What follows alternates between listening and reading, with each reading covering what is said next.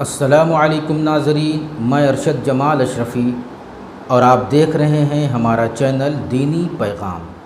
قربانی کی کھال کو ریفریش کر کے اپنے ذاتی استعمال میں لانا کیسا ہے، یا قربانی کی کھال کو بیچ کر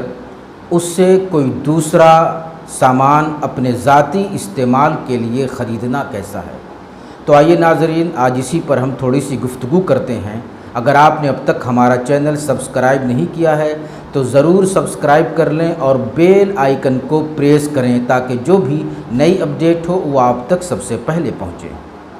تو آئیے ناظرین، اس پر ہم گفتگو شروع کرتے ہیں۔ قربانی کی کھال کو اپنے ذاتی استعمال میں لانا درست ہے، اسے ریفریش کر کے اسے دوسرے آئٹمس میں کنورٹ کر کے اسے اپنے ذاتی استعمال میں لانا جائز اور درست ہے۔ امام ابو حنیفہ رحمۃ اللہ تعالی علیہ کا فتویٰ یہ ہے کہ قربانی کی کھال کو اپنے ذاتی استعمال میں لا کر اس سے فائدہ حاصل کرنا یا اس کو بیچ کر اس کے بدلے میں کوئی گھریلو سامان خرید لینا، اس میں کوئی حرج کی بات نہیں ہے۔ یعنی قربانی کی کھال کو ریفریش کر کے اپنے ذاتی مصرف میں، اپنے ذاتی استعمال میں لانا، جیسے اس کا مصلی بنا لینا یا اس کا دسترخوان بنا لینا یا ٹوپی وغیرہ بنا لینا، اس طرح سے ریفریش کر کے اپنے ذاتی استعمال میں اگر وہ لانا چاہے تو اس کی اجازت ہے اور اس میں کوئی حرج کی بات نہیں ہے۔ یا اگر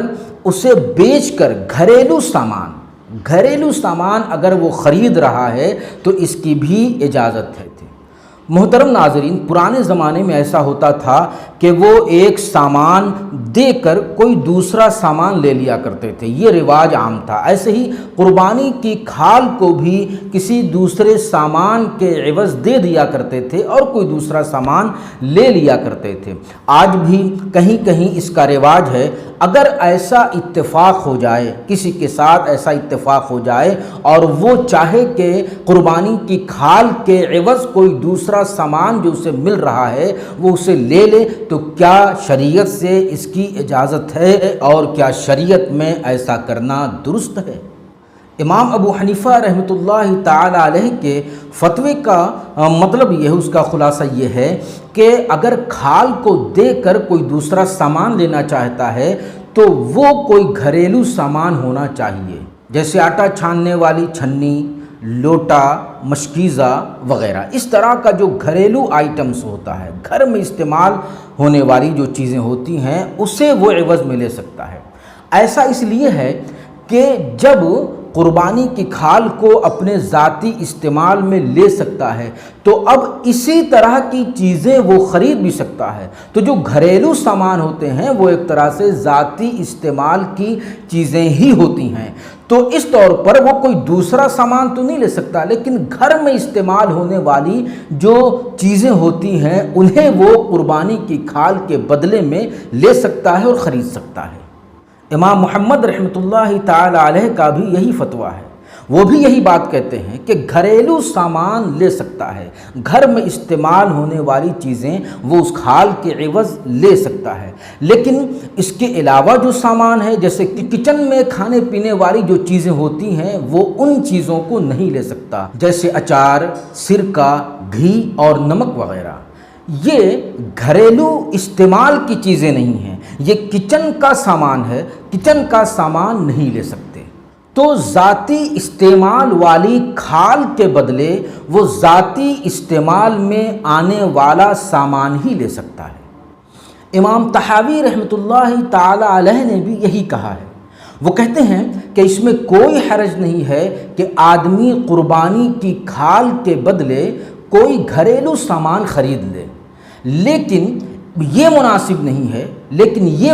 نہیں ہے کہ گھریلو استعمال کی چیزوں کے علاوہ کوئی دوسرا سامان وہ خریدے۔ امام سرخسی رحمۃ اللہ تعالی علیہ نے بھی المبسوط میں یہی بات لکھی ہے۔ وہ کہتے ہیں کہ اس میں کوئی حرج نہیں ہے کہ آدمی قربانی کی کھال کے بدلے کوئی گھریلو سامان خریدے۔ وہ اس کی وجہ بیان کرتے ہوئے لکھتے ہیں کہ اگر کوئی قربانی کی کھال کو ریفریش کر کے اپنے گھر میں ریفریش کر کے اپنے گھر میں استعمال کرے تو اس کے لیے وہ جائز ہے۔ تو اسی طرح اگر وہ اس قربانی کی کھال کے بدلے کوئی ایسا سامان خریدے کہ جسے وہ اپنے گھر ہی میں استعمال کر سکتا ہے تو وہ بھی اس کے لیے جائز ہوگا، کیونکہ کھال کا استعمال اور اس سے خریدی جانے والی چیزوں کا استعمال ایک ہی طرح کا ہوگا۔ محترم ناظرین، ان تمام حوالوں کی روشنی میں یہ بات اچھی طرح ثابت ہو جاتی ہے کہ یا تو آدمی قربانی کی کھال کو اپنے گھر میں اپنے ذاتی استعمال میں لائے، اسے ریفریش کر کے یا کسی دوسرے آئٹم میں کنورٹ کر کے، یا اگر ایسا نہیں کرتا تو اسے اس بات کی بھی اجازت ہے کہ وہ اس کھال کے بدلے کوئی ایسا سامان خرید سکتا ہے کہ جو گھر ہی